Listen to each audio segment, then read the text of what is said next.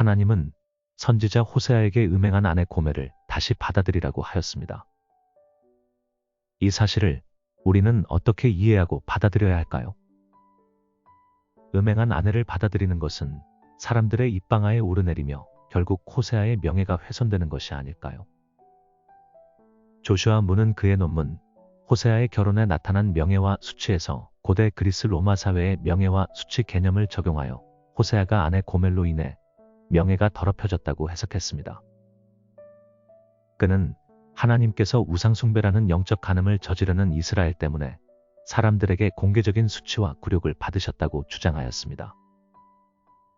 이에 대해 퀸즈 대학교 구약학 교수인 차브다르 하지에프는 문 교수의 주장에 몇 가지 의문을 제기하며 고대 이스라엘과 호세아서에 나타난 간음, 수치심, 성적 오염이란 논문을 썼습니다. 그는 그리스 로마 세계에서 통용되던 명예와 수치 개념이 고대 이스라엘 사회에 그대로 적용될 수 있는가 의문을 제기했습니다. 그리고 이스라엘의 영적 음행이 과연 하나님의 명예를 훼손할 수 있는가 질문을 던졌습니다. 저는 이 두 논문을 살펴보면서 하나님의 명예란 무엇인지 그리고 그것이 오늘 우리에게 어떤 교훈을 주는지 살펴보도록 하겠습니다. 고대 사회의 명예와 수치, 그리고 여성의 성. 고대 사회에서 여성의 성은 여성 개인의 것이 아니라 남편이나 아버지의 권위 아래 있었습니다. 이러한 문화적 배경 속에서 남성의 명예는 남자다움과 연결되었고 여성의 명예는 주로 수치심으로 연결되었습니다. 딸이나 아내가 정절과 순결을 지키지 않으면 남자는 자신의 의무를 제대로 수행하지 못한 것으로 여겼습니다. 여자를 제대로 보호하지 못하고 통제하지 못한 남자는 진정한 남자로 간주될 수 없었고 결과적으로 남자의 명예도 없어집니다. 이러한 지중해적 사고방식이 고대 이스라엘 사회에도 일정 부분 영향을 미쳤다는 증거들이 성경에 나타납니다. 신명기 22장 13절부터 21절은 아내의 처녀성에 대해 의혹을 제기한 남편을 다룹니다. 만약 아내의 처녀성을 고의로 의심하다가 무고임이 밝혀지면 남편은 장인에게 은 100세겔을 주어야 하고 평생 그 아내를 버릴 수 없었습니다. 반대로 아내의 처녀성에 문제가 드러나면 그녀는 친정 아버지 집 앞에서 성읍 사람들에게 돌로 쳐 죽임을 당했습니다. 이는 여성의 정절이 개인의 문제를 넘어 가문의 명예와 직결되었음을 보여줍니다. 레위기 21장 9절에서도 어떤 제사장의 딸이든지 행음하여 자신을 속되게 하면 그의 아버지를 속되게 함이니 그는 불사름을 당할 것이니라 하였습니다. 이는 딸의 성적 문제가 제사장인 아버지의 거룩함과 명예를 더럽히는 행위로 간주되었습니다. 이처럼 여자의 정절은 아버지와 남편에게 매우 중요한 문제였습니다. 정절을 훼손한 여성을 공동체가 함께 심판하는 것을 통해 그것은 개인의 명예를 넘어선 공동체의 문제로 받아들였습니다. 호세아와 고멜, 개인의 명예를 넘어선 공동체의 문제. 그러므로 호세아와 고멜 사건은 단순한 부부간의 문제를 넘어섭니다. 그런데 이스라엘 사회에서 아내의 음행이 남편에게 불명예와 수치를 주었을까요? 물론 남편에게 어느 정도 부끄러운 일이었겠지만 그 수치심은 간음을 저지른 여성과 그녀의 상대방에게 집중되었습니다. 고대 이스라엘 사회에서 아내의 간통으로 남편의 명예가 훼손된다는 증거를 성경에서 찾기 어렵습니다. 오히려 이스라엘 사회에서 아내의 음행은 남편 개인의 명예 문제라기보다는 공동체의 안녕과 거룩함을 심각하게 해치는 문제로 인식하였습니다. 신명기 22장에서 아내의 음행을 다룰 때 남편을 거론하지 않고 너희, 즉 공동체를 거론합니다. 너희 가운데서 악을 제거하라. 간음은 관련된 사람들과 그들이 사는 공동체와 그들이 거주하는 땅을 더럽히며 궁극적으로 하나님의 심판과 파멸을 초래하는 심각한 죄악으로 여겼습니다. 따라서 음행은 단순한 가정 내의 문제가 아니라 공동체 전체의 정결과 생존이 걸린 문제였으며 공동체적 차원에서 엄중하게 대응해야 할 사안이었습니다. 이러한 생각은 호세아의 상황과 크게 다르지 않습니다. 하나님의 명예와 이스라엘의 회복 가능성. 호세아서에서 고멜의 음행 사건은 영적으로 가늠한, 즉 우상숭배에 빠진 이스라엘과 하나님의 관계를 상징합니다. 이스라엘 백성은 가나안 땅의 풍요를 빌미로 주변 이방 민족들의 온갖 우상을 섬김으로써 그들의 몸과 마음을 더럽혔고, 나아가 하나님께서 언약으로 주신 약속의 땅마저 더럽혔습니다.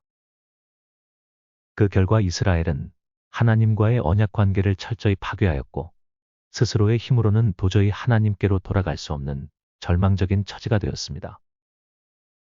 그들에게 남은 것은 하나님의 진노로 인한 재앙과 파멸뿐인 것처럼 보였습니다. 이러한 절망적인 상황 속에서 호세아가 던지는 핵심적인 질문은 과연 이스라엘이 다시 하나님께로 돌아와 회복될 수 있는가? 입니다. 호세아서가 강조하고자 하는 바는 호세아 개인이나 더 나아가 하나님의 명예가 이스라엘의 배신으로 인해 더럽혀졌는지의 여부가 아닙니다. 오히려 음행으로 더럽혀진 고멜과 영적으로 가늠한 이스라엘이 다시 회복할 수 있는지를 묻고 그 길을 제시하는데 초점이 맞춰져 있습니다. 고멜이 음행했다고 해서 호세아의 본질적인 명예가 더럽혀지지 않는 것처럼, 이스라엘이 우상을 숭배하고 하나님을 배반했다고 해서 하나님의 명예가 훼손되거나 약화되지 않습니다. 하나님의 명예는 인간적인 차원의 명예 개념과는 비교할 수 없는 것입니다. 하나님의 참된 명예, 회복시키시는 사랑과 은혜. 비록 아득한 미래의 일처럼 보일지라도 호세아서는 결국 하나님의 변함없는 은혜와 무조건적인 사랑으로 이스라엘이 돌아올 거라고 선포합니다. 그들은 더 이상 버려진 자들이 아니라 살아계신 하나님의 자녀가 되고 여호와를 나의 남편이라 부르고 하나님과 관계가 완전히 회복할 것입니다. 호세아 선지자는 선포합니다. 그 후에 이스라엘 자손이 돌아와서 그들의 하나님 여호와와 그들의 왕 다윗을 찾고 마지막 날에는 여호와를 경외함으로 여호와와 그의 은총으로 나아가리라. 고대 이스라엘 사회에서 간음은 분명 공동체를 훼손하고 오염시키는 심각한 죄악이었습니다. 그러나 호세아서를 읽을 때 우리는 단순히 인간적인 명예와 수치심의 관점을 넘어 음행으로 더럽혀진 이스라엘을 끝까지 포기하지 않고 그들을 회복하시는 하나님의 주권적인 사랑과 은혜의 모습을 발견해야 합니다. 바로 그 모습이야말로 하나님의 가장 영광스럽고 명예로운 모습입니다. 기독교 공동체는 역사적으로 온전히 거룩하거나 순결하고 깨끗했던 적이 없습니다. 언제나 내부적인 갈등과 문제 그리고 죄로 인한 더러움이 존재하였습니다. 그러나 중요한 것은 그러한 연약함에도 불구하고 하나님께서는 결코 당신의 백성을 포기하지 않고 굳건히 붙들고 계신다는 사실입니다. 하나님의 참된 명예는 당신의 형상대로 창조된 인간이 죄로부터 돌이켜 회복하고 본래의 창조 목적대로 하나님 나라의 가치를 이 땅에 실현하며 만물을 바르게 다스리도록 이끄시는 데서 드러납니다. 하나님께서는 단순히 구원받을 소수의 영혼만을 건져내시는 것을 넘어 주님께서 가르쳐 주신 기도처럼 하나님 나라가 하늘에서 이루어진 것 같이 이 땅에서도 온전히 이루어지기를 원하십니다. 그것이 바로 하나님의 위대한 계획이요, 하나님의 참된 명예입니다. 그리고 우리는 비록 부족하고 연약하지만 영광스럽게도 그 하나님의 명예로운 계획에 동참하여 함께 일하는 동행자요, 동역자로 부름받았습니다. 저는 호세아와 고멜 이야기를 통해서 오늘 우리가 받을 수 있는 교훈 3가지를 생각해 보았습니다. 첫째, 끝까지 포기하지 않으시는 하나님의 주권적 사랑과 은혜를 신뢰하라. 호세아서의 핵심은 인간의 실패와 배신에도 불구하고 결코 포기하지 않으시는 하나님의 놀라운 사랑입니다.